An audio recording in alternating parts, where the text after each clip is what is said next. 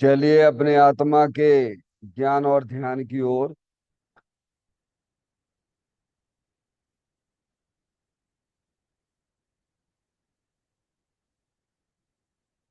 अपने चंचल मन को एवं चंचल उपयोग को स्थिर करने के लिए जनवाणी माता के माध्यम से अपनी वर्तमान ज्ञान की पर्याय में सम्यक भी ज्ञान उत्पन्न करते हुए शरीर शरीर से संबंधित जितने भी चेतन अचेतन पदार्थ हैं उनका मुझ भगवान आत्मा के साथ में किसी भी प्रकार का कोई संबंध नहीं है।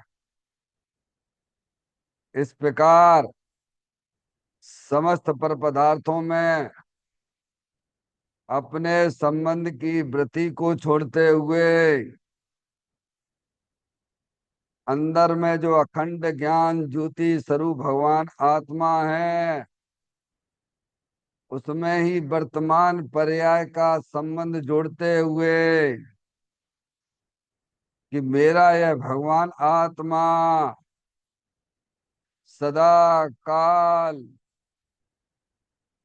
शरीरादिक पर पदार्थों से भिन्न एकमात्र अखंड ज्ञान ज्योति स्वरूप है। ऐसा अपने आप को जानो और ऐसा ही अनुभव करो कि वर्तमान में ही मेरा यह भगवान आत्मा शरीरादिक पर पदार्थों से भिन्न एकमात्र अखंड ज्ञान ज्योति स्वरूप ही है।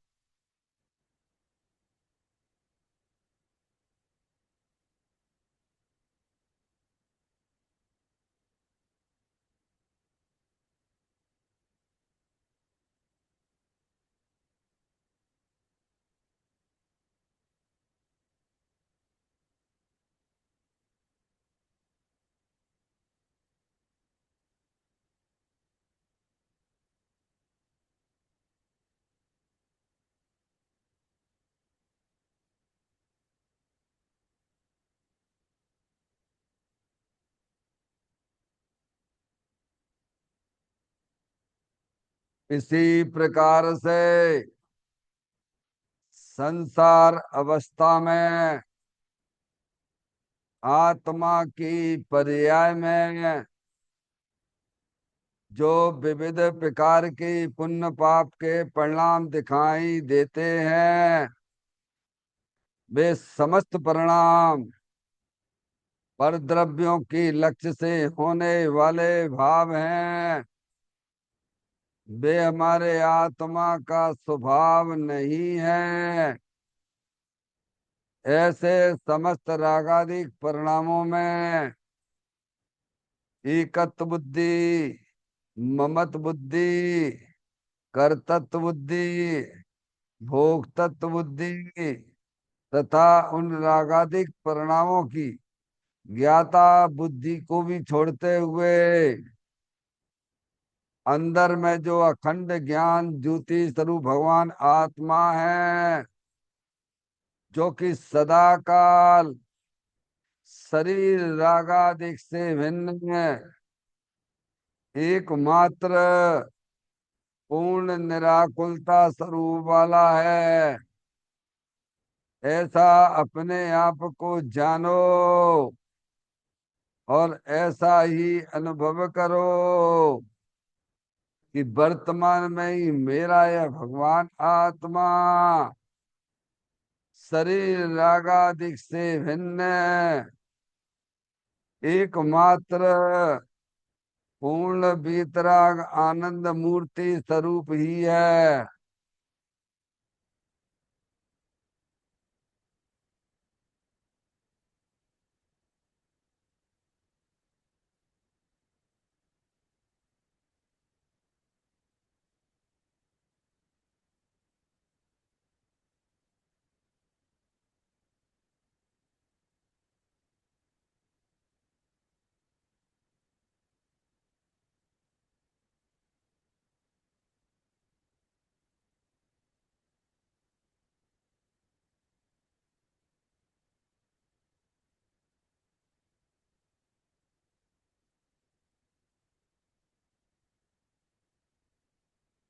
इसी प्रकार से संसार अवस्था में आत्मा के पर्याय में जो पर के लक्ष्य से होने वाला ज्ञान है, वह परलक्षी ज्ञान भी हमारे आत्मा का स्वभाव नहीं है।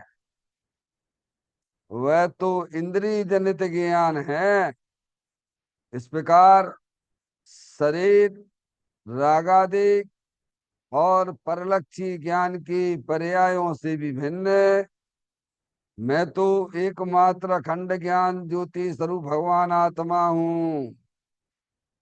ऐसा अपने आप को जानो और ऐसा ही अनुभव करो कि वर्तमान में ही मेरा यह भगवान आत्मा शरीर रागादिक और खंड खंड ज्ञान की पर्यायों से भी भिन्न एकमात्र अखंड ज्ञान ज्योति स्वरूप ही है।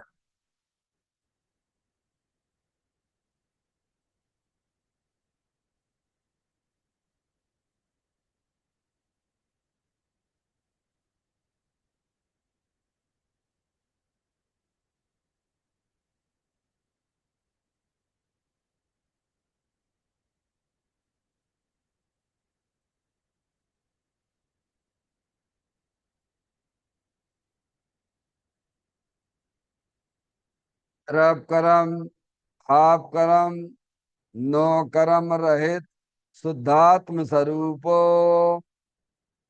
और मेरा ये भगवान आत्मा सदा काल शरीर आदि के 9 कर्मों से भिन्न है। मेरा ये भगवान आत्मा सदा काल ज्ञानावरण आदि 8 कर्मों से भी भिन्न है। मेरा ये भगवान आत्मा सदा काल मोह राग द्वेष भाव कर्मों से भी भिन्न है। इस प्रकार द्रव कर्म भाव कर्म नो कर्म तीनों कर्मों से रहित मैं तो एकमात्र परम पवित्र शुद्धात्म स्वरूप हूँ। ऐसा अपने आप को जानो और ऐसा ही अनुभव करो कि वर्तमान में ही मेरा यह भगवान आत्मा तीनों प्रकार के कर्मों से रहित एकमात्र परम पवित्र शुद्धात्म स्वरूप है।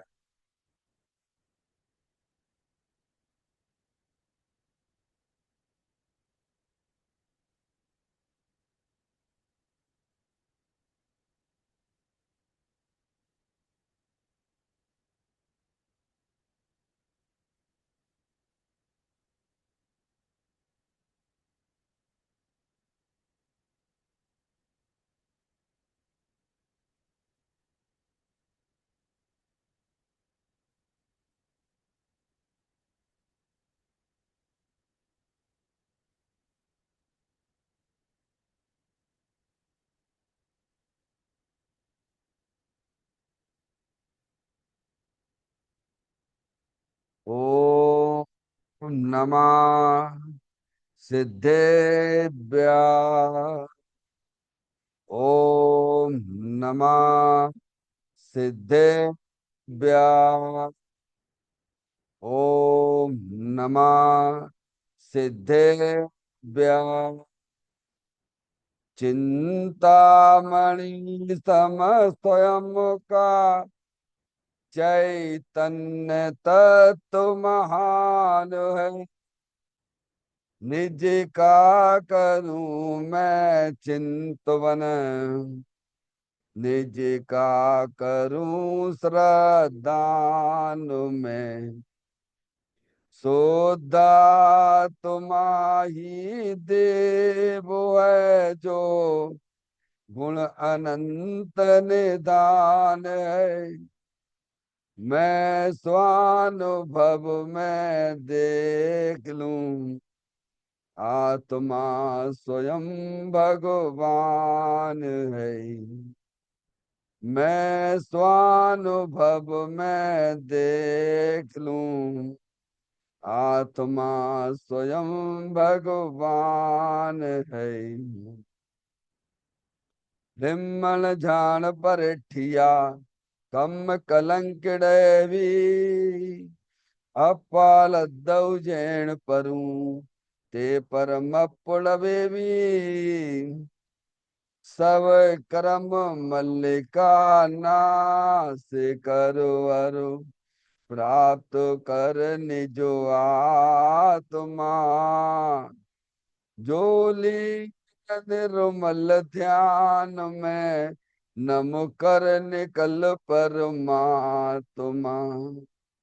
सब नाश कर घन गाति अरवरे, अंत पद को पालिया।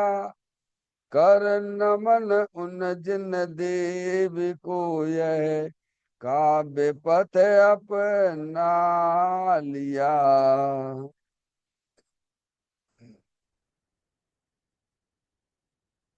श्री योगसार जी नामक परम आध्यात्मिक ग्रंथ स्वाध्याय हेतु में विराजमान है। आज से 1400 वर्ष पहले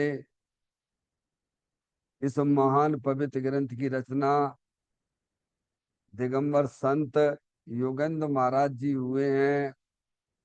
उन्होंने इस महान पवित्र ग्रंथ की रचना की और उन्होंने इस ग्रंथ का नाम योगसार जी रखा।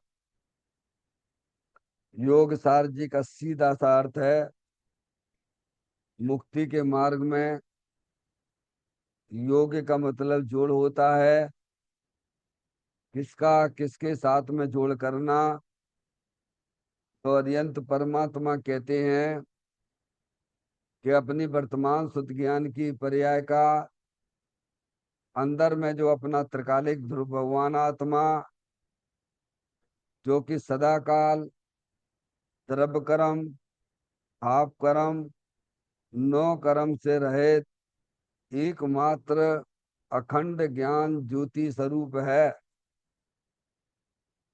ऐसे ज्ञायक प्रभु परमात्मा में अपनी वर्तमान शुद्ध ज्ञान की पर्याय का संबंध जोड़ने का नाम योग है, जिसे शास्त्रीय भाषा में सम्यक दर्शन, सम्यक ज्ञान भी कहते हैं। और उस चैतन्य भगवान आत्मा में ही अपनी वर्तमान पर्याय को मग्न कराना, लीन करना, स्थिर करना, उसे सार कहते हैं, यानी सम्यक चारित्र कहते हैं। तो योग सार क्या हो गया? सम्यक दर्शन, सम्यक ज्ञान, सम्यक चारित्र वाली निर्मल पर्याय, पवित्र पर्याय, जो अपने आत्मा के आश्रय से प्रकट होती है। इसे यहाँ मोक्ष मार्ग कहते हैं और इसे ही अरिहंत परमात्मा धर्म कहते हैं। देखिएगा 64वें नंबर की गाथा का यहाँ स्वाध्याय चल रहा है। इसमें दिगंबर संत इस गाथा के माध्यम से जगत को यही समझाना चाहते हैं कि वे जीव धन्य हैं जो अपने आत्मा का ध्यान करते हैं। क्यों? कौन है? कौन जीव धन्य है? अंदर अपनी चेतन आत्म वस्तु है ना, वो सदा काल शरीर से भिन्न है, सदा काल कर्मों से भिन्न है, सदा काल रागादिक परिणतियों से भिन्न है। ऐसा जो अमूर्तिक भगवान आत्मा अनंत शक्तियों से भरेलो है, ऐसे भगवान आत्मा का ध्यान करते हैं वे जीव ही वास्तव में इस दुनिया में धन्य है। ध्यान का मतलब ये होता है कि अपने चेतन भगवान आत्मा को अपना जानना, अपना मानना और उसमें ही अपनी परिणति को लीन करना। उसका मतलब होता है आत्म ध्यान। समझ आए? दूसरी सरल भाषा में कहें कि वर्तमान शुद्ध ज्ञान की पर्याय का फोकस अंदर चेतन भगवान आत्मा जो रूपी है ना, उसकी ओर होना। समझ में आया भैया? ज्ञान का ज्ञेय कौन होना? अंदर अपनी जो चैतन्य रूपी आत्म वस्तु है ना, उसको मुख्य करना। शरीर, कर्म, राग आदि पर पदार्थ गुण हो जाते हैं। एकमात्र अपने शुद्ध ज्ञान की पर्याय में अपने चैतन्य भगवान आत्मा को मुख्य करना और उसी का आनंद लूटना, उसका मतलब होता है आत्म ध्यान। समझ में आया भैया? वे जीव धन्य है। देखो, हमारे साधु परमेष्ठी हैं अथवा अरियंत परमात्मा है, सिद्ध परमात्मा है, क्या करते हैं? एक अपने वर्तमान उपयोग में अपने चैतन्य भगवान आत्मा को मुख्य किए हुए हैं। समझ में आई? दुनिया है, दुनिया दुनिया में है। समझ में आई? दुनिया दुनिया में है, शरीर शरीर में है, कर्म कर्म में है, राग राग में है, पर अपना चेतन भगवान आत्मा उन सब से भिन्न निराला है। समझ में आया भैया? वह अपनी चीज को छांट लेना। ये शरीर है, अंदर एक कर्मों की रचना है, रागादिक परिणतियां दुख रूप पर्याय हैं, पराश्रित भाव भी है, संसार अवस्था की बात कर रहे हैं। हम्म? और अंदर चेतन भगवान आत्मा रूपी अनंत शक्तियों से भरेलो है। चार चीजें हैं कि नहीं है? अब इन चार चीजों में तुम्हारी चीज कौन सी है? क्या करना है? इन चार चीजों में अपनी चीज को पहचानो। ये शरीर जड़ है, अनंत पुद्गल परमाणुओं का पिंड है, अंदर एक आठ कर्मों की रचना है, वह भी जड़ है। और ये पराश्रित भाव मूराग देश के परिणाम, जिसे भगवान आश्रव तत्व कहते हैं। और उन्हीं के पीछे एक अरूपी चेतन भगवान आत्मा जो सबको जानता है, शरीर को भी जानता है, कर्म को भी जानता है, राग को भी जानता है। कौन है वो? बोलो भैया, वो कौन है? अरे जो उसे ही तो भगवान आत्मा कहते हैं ना। तो अपनी चीज को पहचान लेना। मैं तो चेतनेश्वर भगवान आत्मा हूँ, अनंत शक्तियों से भरेलो भगवान आत्मा हूँ। ऐसे अपने ज्ञान की पर्याय में उसका ज्ञान करना, ऐसे श्रद्धा की पर्याय में उसे स्वीकार करना कि मैं लड़का लड़की नहीं हूँ, मैं रागी द्वेषी नहीं हूँ, मैं तो एकमात्र अखंड ज्ञान ज्योति स्वरूप भगवान आत्मा हूँ। ऐसा श्रद्धा ज्ञान करके पश्चात अपने उपयोग को उस चेतन भगवान आत्मा में लीन करना, उसको कहते हैं आत्म ध्यान। वे जीव ही धन्य है। कौन धन्य है? जो अपने चेतन भगवान आत्मा का आनंद लूटते, वे जीव धन्य है। जो अपने उपयोग को अपने चेतन भगवान आत्मा में लगाते हैं, वे जीव धन्य है। समझ में आया भैया? मनुष्य पर्याय मिला, जैन कुल मिला, देव शास्त्र गुरु मिले। समझ में आया भैया? ज्ञानी मिल गए, समझाने वाले मिल गए। वे बताते हैं कि भैया देखो, अंदर चेतन भगवान आत्मा जलल ज्ञान ज्योति स्वरूप है, सुख शांति के भंडार स्वरूप वस्तु है। तुम अपने उपयोग को इधर उधर मत लगाइए, उपयोग जिसका है उसमें लगा दीजिए, तो तुम अल्पकाल में पर्याय में परमात्मा हो जाओ। अभी आपकी पर्याय में अतीन्द्रिय आनंद चलने लगेगा, मोक्ष मार्ग जैसी पर्याय चालू हो जाएंगी, और चार गति 84 लाख योनियों से जय जिनेन्द्र कर लोगे आप। ये काम करिए, जनवाणी माता ये कह रही है। समझ में आया भैया? अब आप कब कर सकते हो? अगर आप तैयार हो तो अभी हो सकता है। करना तो यही पड़ेगा, इसके अलावा दूसरा कोई रास्ता नहीं है। जितनी जल्दी कर लोगे उतनी जल्दी मोक्ष मार्ग में तुम्हारा नाम लिख जाएगा। समझ में आए। और आपका धन धन हो जाएंगे आप, ज्ञानियों की दृष्टि में भी धन हो गए आप। समझ गए ना आप।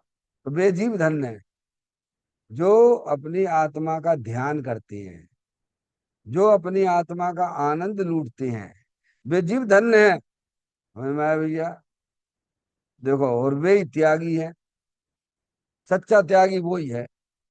ये नहीं है घर गृहस्थी छोड़ दई है, रानी राजा रानी सब छोड़ छाड़ के गए समय, दुकान उकान छोड़ के मन वहां बाटे आश्रम में जाके बैठ गए। वे त्यागी नहीं है भगवान। समझ में आया। अंदर मोह राग देश रूपी परिणामों का त्याग करना और अंदर चेतन भगवान आत्मा का अवलंबन लेना, वे त्यागी है। अब घर, अब मंदिर में हम पहुंच गए, आश्रम में भी पहुंच गए, अथवा ज्ञानियों के समागम में भी आप चले गए हैं, पर मोबाइल तो आपने छोड़ा ही नहीं। लगे रहते हो, दुनिया कहे तुम त्यागी हो, मोबाइल से बात करते रहते हो। ये तो छोड़ो, उसकी भूमिका है, चलो समझ लेते हैं। श्रावक है, गृहस्थ अवस्था है, वहां भी थोड़ा चलता रहता है, समझ गए आप। लेकिन क्षुल्लक हो के, मुनि हो के मोबाइल का यूज करे, ये कहाँ से बात आ गई भगवान। समझ में आए भैया। इन सब बातों को मैं समझना पड़ेगा गाथा का पाठ करते हुए। हैं धन्य वे भगवंत बुध पर भाव जो पर त्यागते, जो लोक और अलोक गायक आत्मा को जानते। देखिएगा, इसके कुछ पॉइंटों पे अपन विचार कर रहे हैं।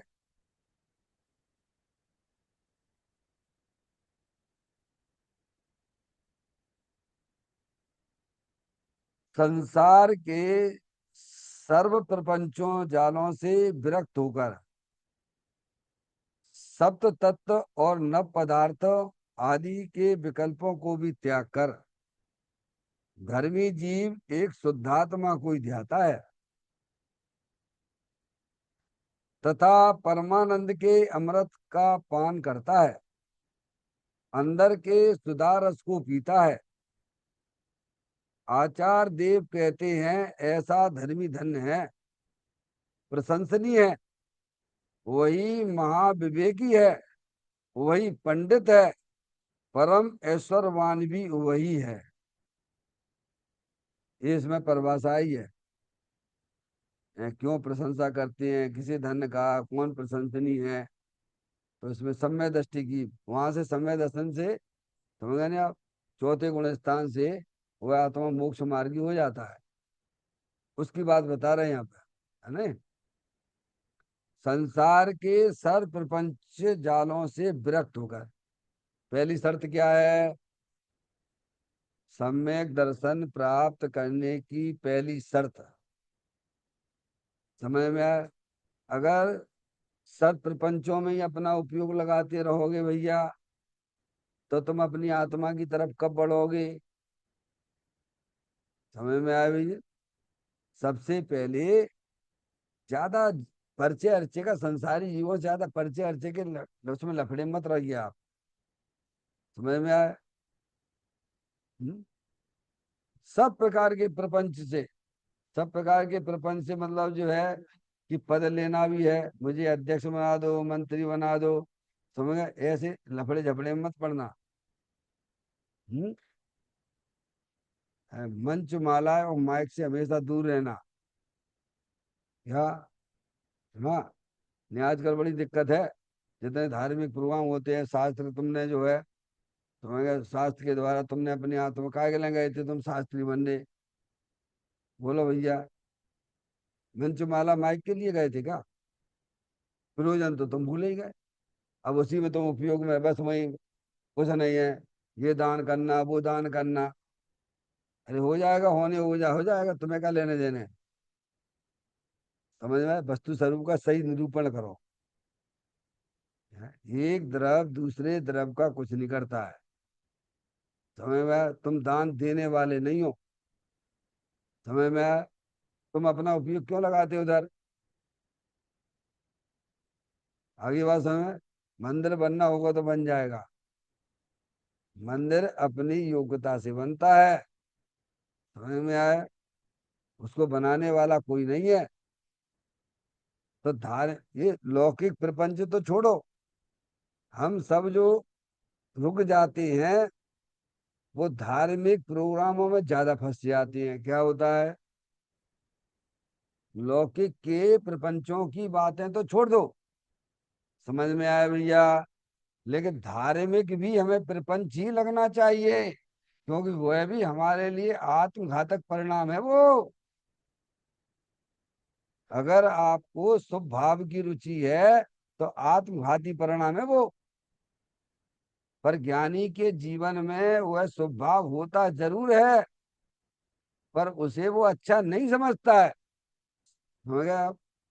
अशुभ भावों के प्रपंचों की बातें तो छोड़ दो, लगे रहना इनकी शादी करवाना, इनके बच्चों की शादी करवाना। क्या करना, हे पंडित जी साहब हमारी बच्ची की शादी करवा देना। समझ में आया? हम्म? इनके इनके जरा इनके जो है घर घर में लड़ाई झगड़े चल रहे हैं, चलो भैया उसी को सुलझा में, ये तो सब अशुभ में चला जाएगा। कहाँ में जाएगा? ऐसे प्रपंचों से जितना दूर हो सकते हो दूर रहना, ज्यादा परिचय मत करना लौकिक जनों से। मगर नहीं, आप उसमें ऐसे फंसे जाओगे फिर आपका निकलना बहुत मुश्किल हो जाएगा। आपने किसी का काम कर दिया, समझ में आए? लेकिन आजकल के समय में भैया कोई तुम्हारा उपकार भी मानने वाला नहीं है। थोड़ा सा भी तुमने ज्यादा अच्छा किया, थोड़ा सा भी खराब किया, तो लो भैया तुम्हारा किया कराया सब बेकार हो गया कि नहीं हो गया, बोलो भैया। है? आ रही बात समझ में? इसीलिए लौकिक प्रपंचों से दूर रहना। अगर आप दूर नहीं रहोगे तो आप अपने आत्मा का अहित करोगे, क्योंकि आप फंसते हुए तो दलदल है वो तो एक जीव में इच्छाएं भगवान ने कितनी बताई हैं? कितनी बताई हैं? एक जीव में अनंत इच्छाएं हैं, और उन इच्छाओं की पूर्ति करने में तुम अपना समय निकाल रहे हो उनका। अरे घर में ही देख लो ना भगवान। समझ में आए भैया? हम्म? एक इच्छा पूरी होती नहीं, दूसरी पहले से ही खड़ी तैयार बनी हुई है। ऐसा होता है कि नहीं होता है? इसीलिए उसमें उसमें दूर रहना उनसे। होता है उसे स्वीकार करना, अपन को बुद्धि पूर्वक उन प्रपंचों से, सांसारिक लौकिक जीवों से दूर रहना। देखो भैया, नहीं तो क्या होगा, आप अपने आत्म कल्याण से दूर रहोगे, आपको पुण्य भी नहीं होगा। धर्म की बात है तो छोड़ देना भी आप, धर्म का स्वरूप तो कुछ अलग है। समझे आप उनसे दूर रहोगे तो यहाँ आके यहाँ आओगे, भगवान की पूजा भक्ति भी करोगे शांति से, है? और फिर जनवाणी जो बता रही उसको बात को भी समझोगे। नहीं तो वही उपयोग लगा रहेगा, कहाँ लगा रहेगा? प्रपंचों से विरक्त होने की बात क्यों की गई है?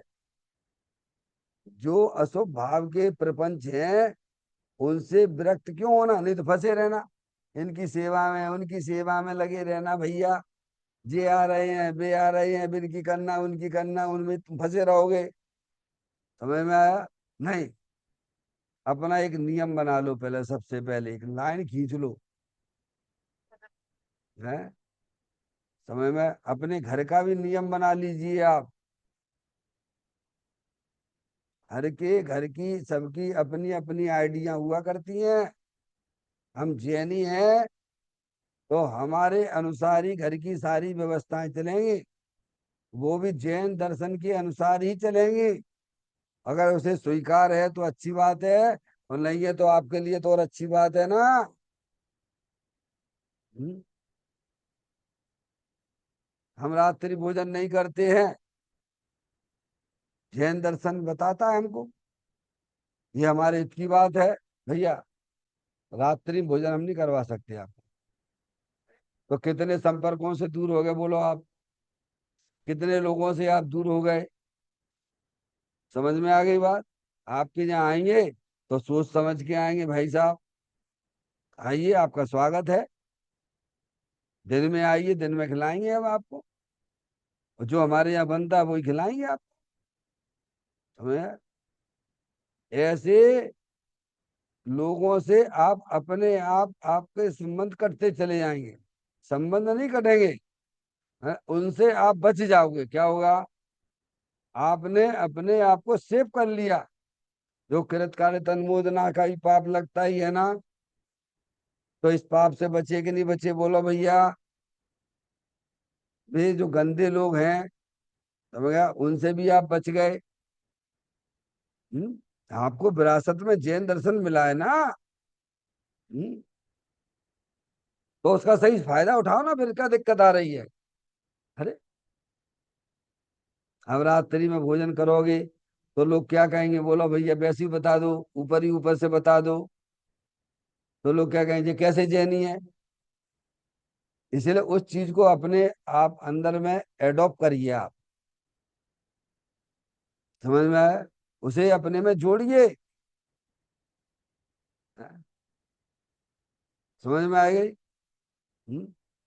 ऐसे ही उनके जो है, जो बाहर में शादी ब्याह के प्रसंग भी रहती हैं, ठीक है, लेकिन उनसे ही थोड़ा रखना, जो अपने कुछ काम के हैं, साधर्मी भाई वगैरह हैं, ठीक है, ज्यादा नहीं, विधर्मियों से नहीं। कुछ होते हैं ऑफिस के भी होते हैं, वैसे भी होते हैं, चलो भैया यथा कथा चेक की बात है, समझ गए, अपन लौकिक व्यक्ति हैं। हम्म?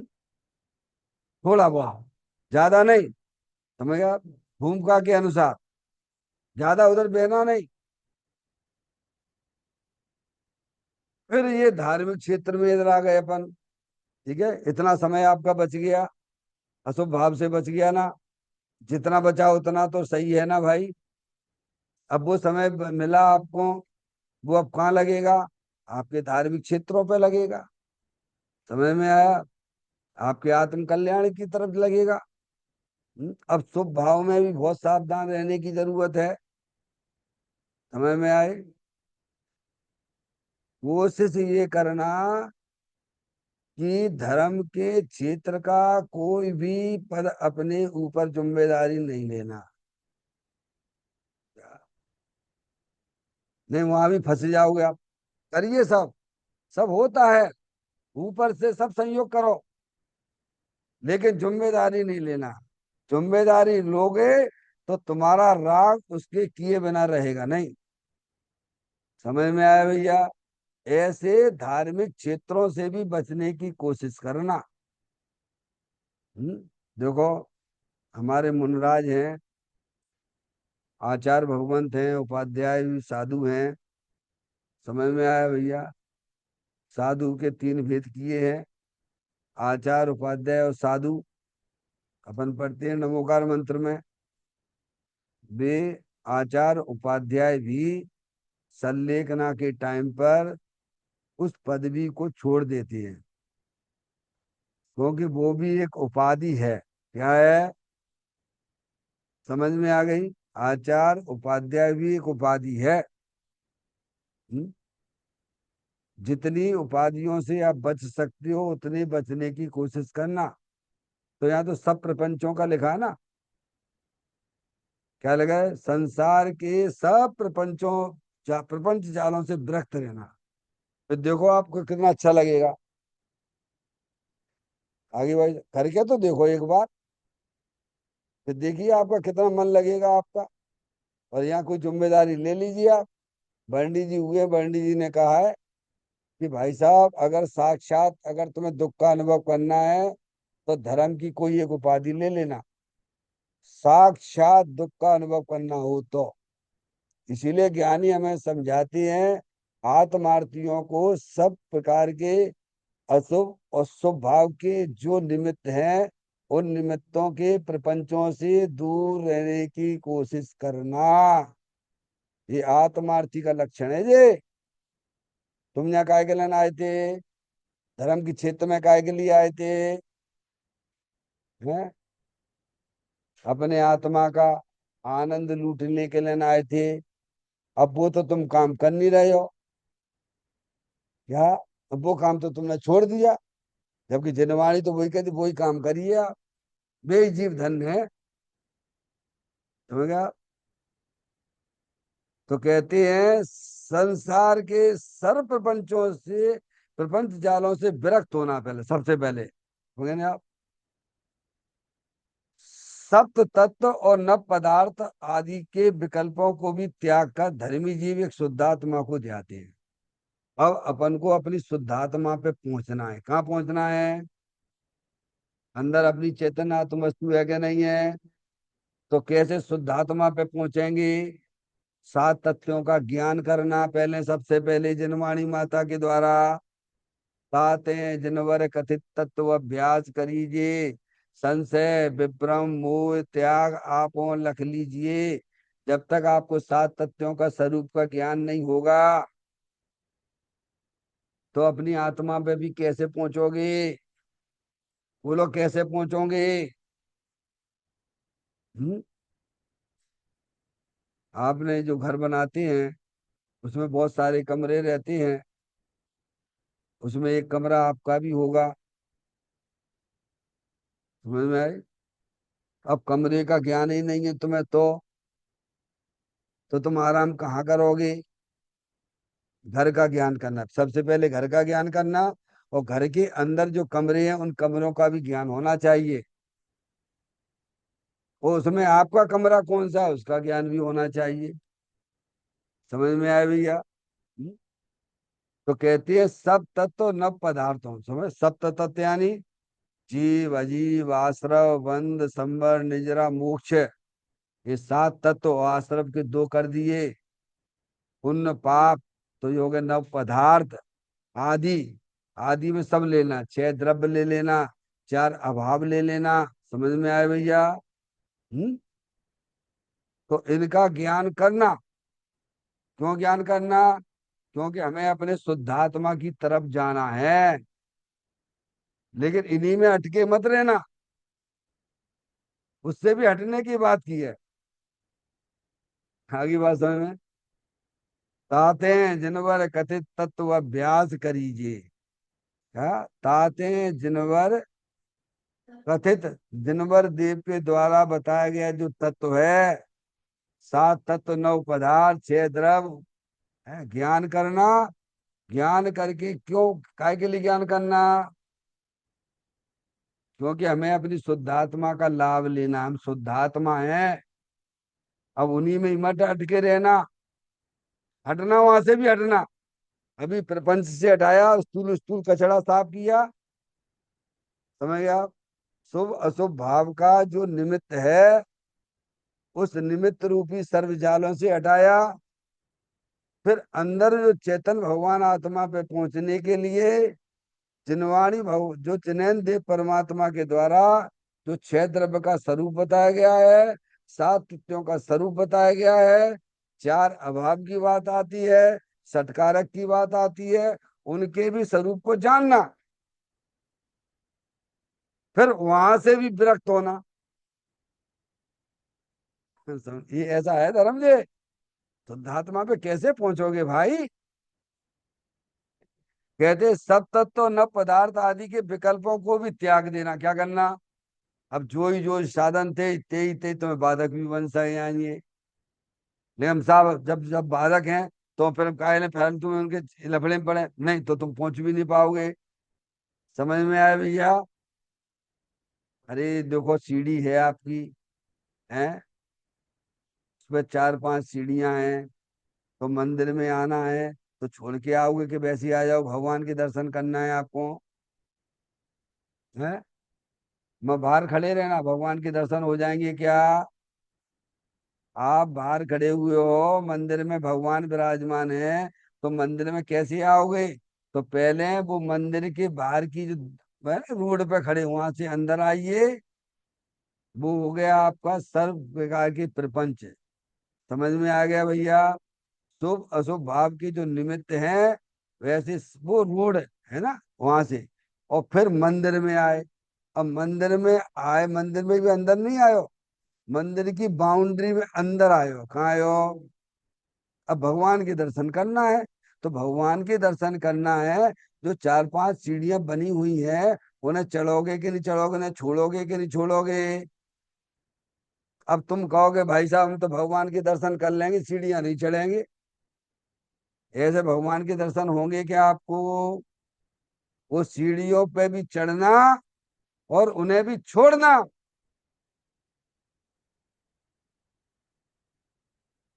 आगे बात समझ में? तो भगवान के दर्शन करना हो तो सीढ़ियां तो चढ़ना पड़ेगी। मंदिर के अंदर आपकी मर्यादा में तो आना पड़ेगा आप।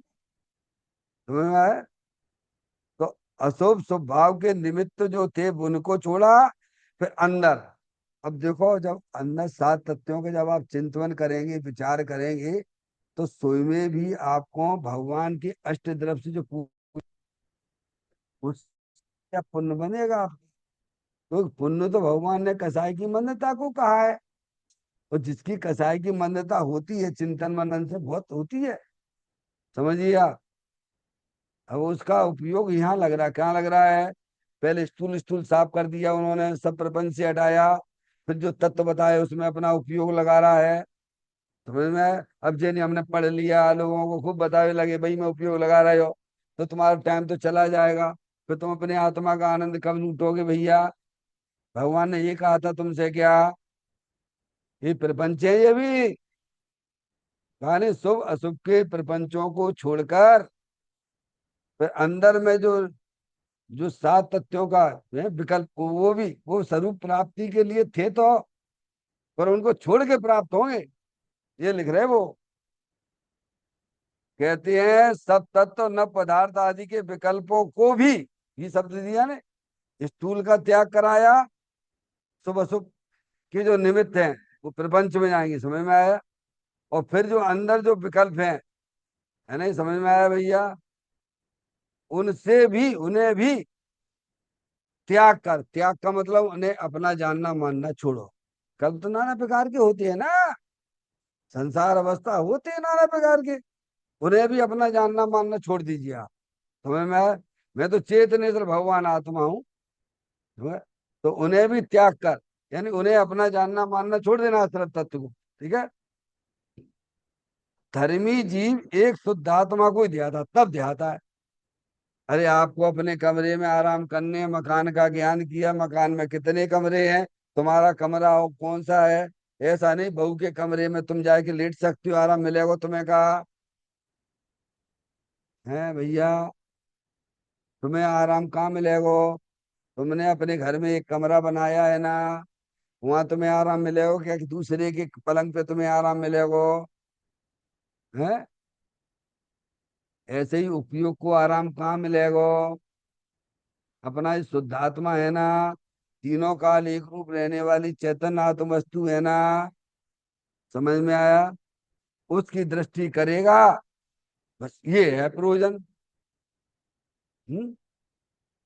तो कहती है धर्मी जीव एक शुद्धात्मा को ही ध्याता, क्या है, काय के लिए? एक देखिए जानिए, रम रहिए एक ठौर, समल विमल न विचारिए, यही सिद्ध। अब उपयोग का केंद्रित कहाँ हो गया? उपयोग कहाँ कहाँ से हटा दिया आपने, बोलो भैया? संसारी पदार्थों से हटा दिया कि नहीं हटा दिया? अंदर में आपने राग तोड़ दिया संसारी जीवों का, तो वहां से उपयोग हटा के नहीं हटा, बोलो भैया? आपने देव सा गुरु का भी लक्ष्य वो भी राग तोड़ दिया, तो अब कौन बचा उपयोग के लिए? अरे सुत ज्ञान की पर्याय को अब कौन बचा भैया? जिन पुण्य पाप नहीं कीना, आत्म अनुभव चेत दीना, तिन्हि विधि आवत रुके, संबर लय सुख अवलोक। अब उपयोग को बैठने के लिए जगह क्या मिलेगी, बोलो भैया? तुमने निमित्त जो शुभ अशुभ थे, हैं, उनसे संबंध तोड़ा, तो बाहरी पर पदार्थों से भी दृष्टि तुम्हारी हट गई। राग से संबंध तोड़ने से सबसे संबंध टूट जाता है। सारा संबंध कैसे है? दुनिया से तुम्हारा संबंध कैसे है? क्योंकि अंदर राग है ना, वो राग से ही जिसने संबंध तोड़ दिया है, तो उपयोग अब कहाँ जाएगा।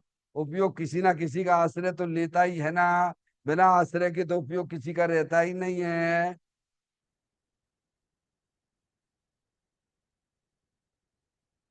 उपयोग किसी ना किसी का आश्रय लिए बिना रहता नहीं है, पर अज्ञानी जीव पर द्रव्यों का आश्रय लिए है, इसीलिए उनका संसार चक्र चालू है।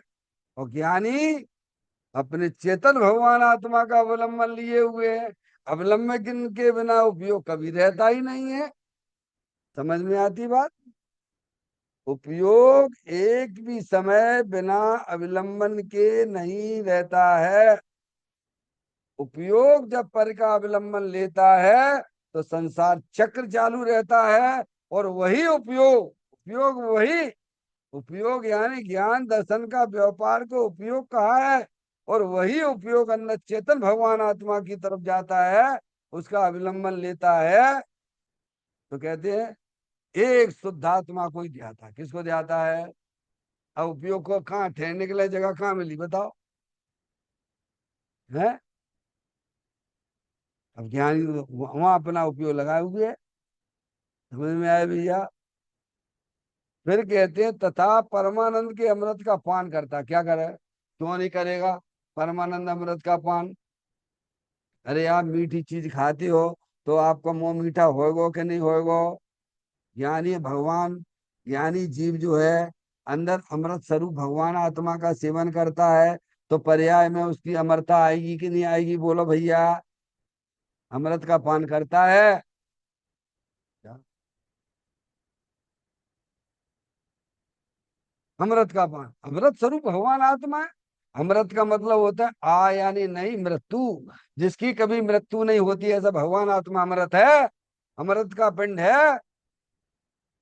अमृत का मतलब आ यानी नहीं, मृत जिसकी कभी मृत्यु नहीं होती है, ऐसा भगवान आत्मा अमृत का कुंड है।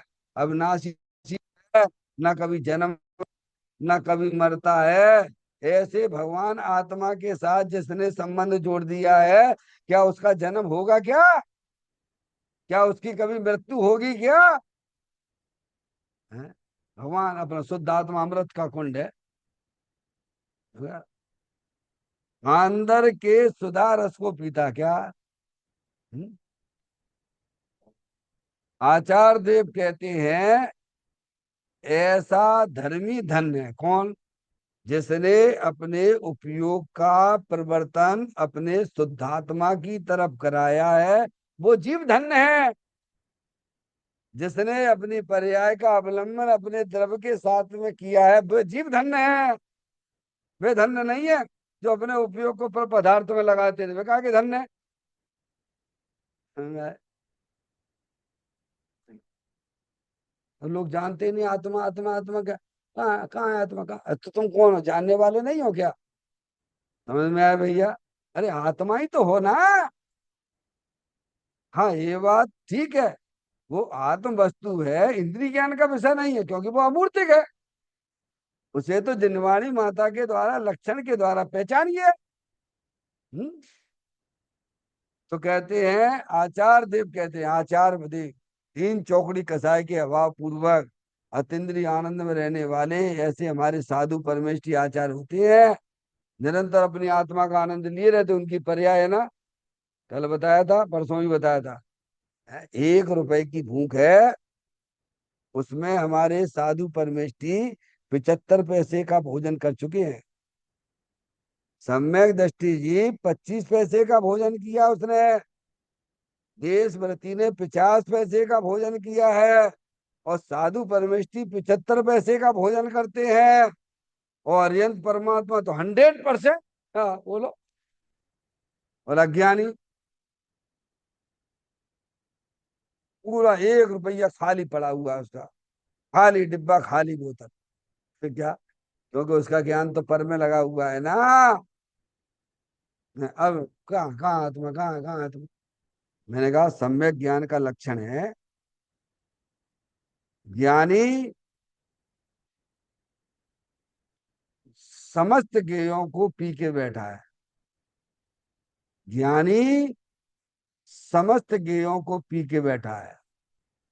अज्ञानी का ज्ञान समस्त गे पी रहे हैं। कितना अंतर है बोलो भैया।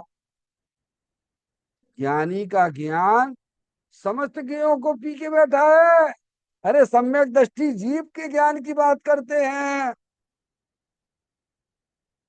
और अज्ञानी का ज्ञान सब गे पी रहे हैं। क्या? क्योंकि उसने पराश्रित बना के रखा हुआ है ना, उसकी कुछ पहचान ही नहीं है। वे ऐसा कह रहे ऐसा कर लो, वे ऐसा कह रहे वैसा कर लो। है चलो भैया, दुनिया क्या कहेगी, तो तुम्हारा ये ज्ञान कौन पी रहा हुआ है? समझ में आ रही भगवान? ज्ञानी ने अपनी ज्ञान की पर्याय में वह कला उत्पन्न कर ली है। वो समस्त गेयों को, उसका ज्ञान समस्त गेयों को पी बैठा। बोलो कितना मजबूत होगा अंदर से, बोलो भैया। होगा कि नहीं होगा? ऐसे ही बताते हैं कि 1 रुपए की भूख है, ज्ञानी समय दृष्टि 25 पैसे का नाश्ता करे बैठा हुआ है। हमारे मुनराज साधु परमेष्ठी 75 पैसे का भोजन किए बैठे हैं, और उनके बीच में जो देशव्रती है वो 50 पैसे का नाश्ता किए बैठा है। अरिहंत परमात्मा तो पूरा 100%। क्या समझ में आया? तो कहते आचार देव, कहते कौन कहते हैं? जिनकी पर्याय में निरंतर 3 चौकड़ी कसाय की हवा को पीतराग आनंद दशा चल रही, निरंतर अपने आत्मा का आनंद ही आनंद मस्त हो रहे हैं। अभी संजुलन कसाय का सद्भाव है उनकी पर्याय में भैया। लेकिन अब तुम आचार भगवान साधु परमेष्टि की बात नहीं समझते हो, गजब करते हो। हम्म वे कहते हैं कि ऐसा धर्मी धन्य कौन, जिन्होंने शुभ अशुभ के जो निमित्त है वो प्रपंचों से अपना उपयोग को हटाया, अंदर में होने वाले 7 तत्व 9 पदार्थ उनके विकल्पों से भी जैसे निवृत्त हो गया है। केवल एकमात्र अपने ज्ञायक प्रभु परमात्मा पर जिसकी दृष्टि है वह जीव धन्य है। वो वे प्रशंसनीय है। क्या? देखो गीत गाए जाते होंगे, समझ गए आप? सब आचारों में सब प्रशंसा करते हैं समय दृष्टि जीव की, और जिनवाणी में उसी की प्रशंसा की गई है। जो अपने शुद्धात्मा का अवलंबन लेती है उसकी प्रशंसा नहीं करी गई कि केवल भगवान की पूजा भक्ति में अपना उपयोग लगाते रहते हैं, है? अरे ये तो सब होते हैं। क्या कह रहे हैं? शुभ भाव से बचने के लिए ज्ञानी को भी शुभ भाव होता है, पर उसका लक्ष्य शुभ भाव का नहीं है। उसका लक्ष्य तो अपने आत्मा का आनंद लूटने का है। क्या है? अरे विद्यार्थी होते हैं भैया, इंजीनियरिंग की पढ़ाई पढ़ते हैं, कोई डॉक्टर की पढ़ाई पढ़ते हैं, जो भी 4-5 साल का कोर्स होता है भैया, है।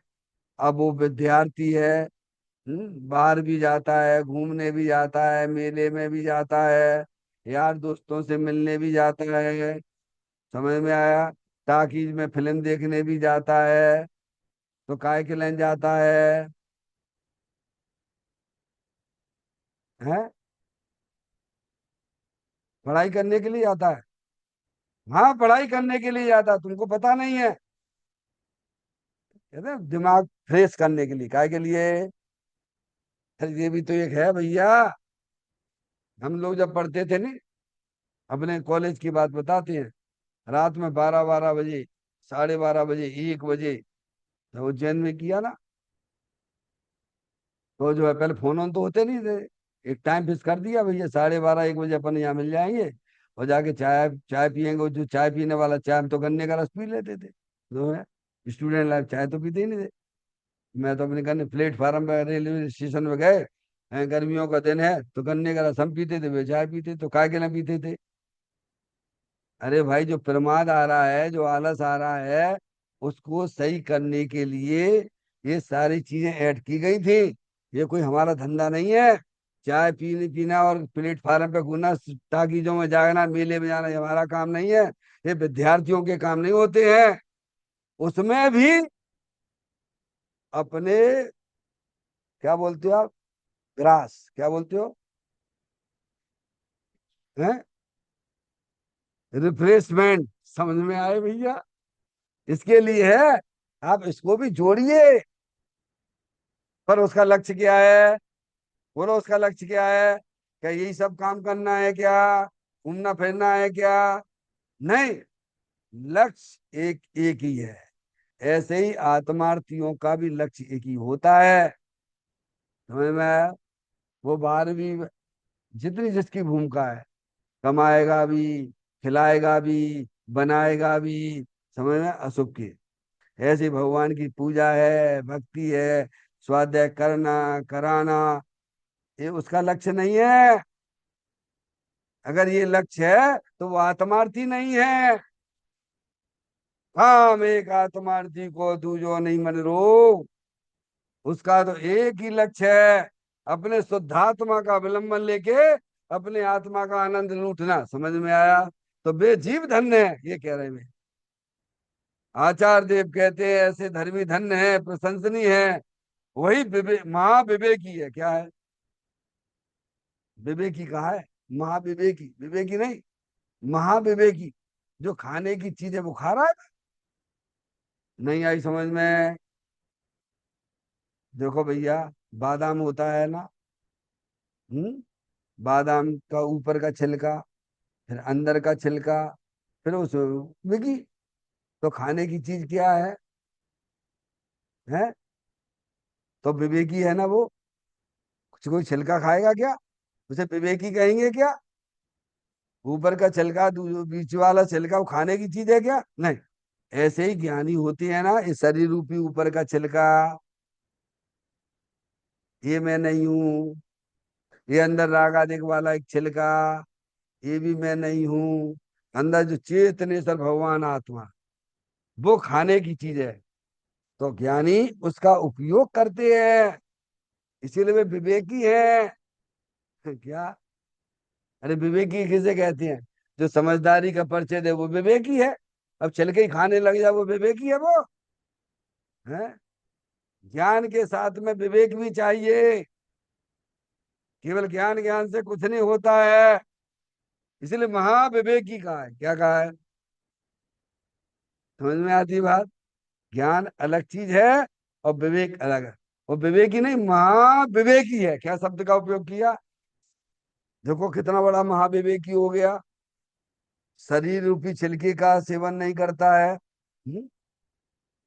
अंदर में रागादिक रूपी छिलके का उपयोग नहीं करता है। और जो विकल्प होते हैं धर्म संबंधित, समय में सात तत्व संबंधी, उनका भी उपयोग नहीं करता है। अंदर चेतन भगवान आत्मा शुद्ध आत्मा है ना, उसका सेवन करता है, इसलिए वो महाविवेकी है। समझ में आए भैया? वही महाविवेकी है और वही पंडित है। क्या?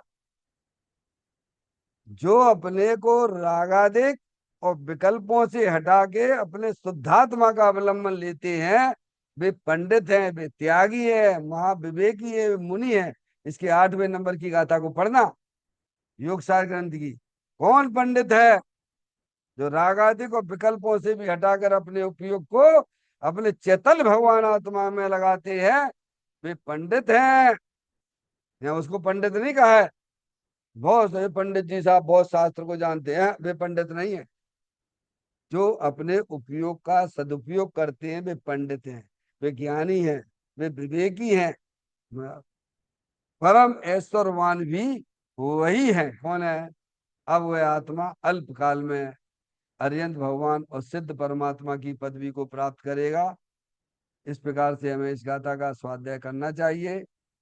चैतन्य का स्मरण प्रति क्षण करो रे, भवि के अनंत दुख को पल में हरो रे। अक्षय अनंत निज सोख निदान पाओ, गाओ रे नित इसी के गीत गाओ। गाओ अरे नित इसी के गीत गाओ। 9 बार नमोकार मंत्र का स्मरण